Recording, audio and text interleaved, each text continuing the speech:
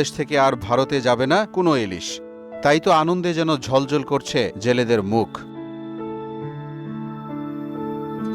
জেলের মুখে এই হাসি বলে দিচ্ছে জালে ধরা পড়ছে প্রচুর ইলিশ। পাথরঘাটা বিএফডিসি মৎস্য অবতরণ কেন্দ্রে সরেজমিনে গিয়েও দেখা মিলল ট্রলার ভরে মাছ শিকার করে ঘাটে ফিরছে জেলেরা। প্রতিবছর পূজার সময়ে উপহারের নামে দেশের দ্বিতীয় বৃহৎ মৎস্য অবতরণ কেন্দ্র বিএফডিসি থেকে হাজার হাজার টন ইলিশ চলে যেত ভারতে। তখন পশ্চিমবঙ্গের বাজারে বাংলাদেশের ইলিশ নিয়ে চলত বেশ মাতামাতি।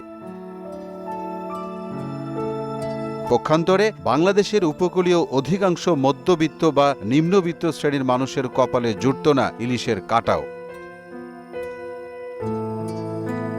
আসলে ভারতের কাছে তো আমরা জিম্মি ছিলাম, আমাদের সরকার যেটা করতো এটাই আমাকে মানা লাগবে।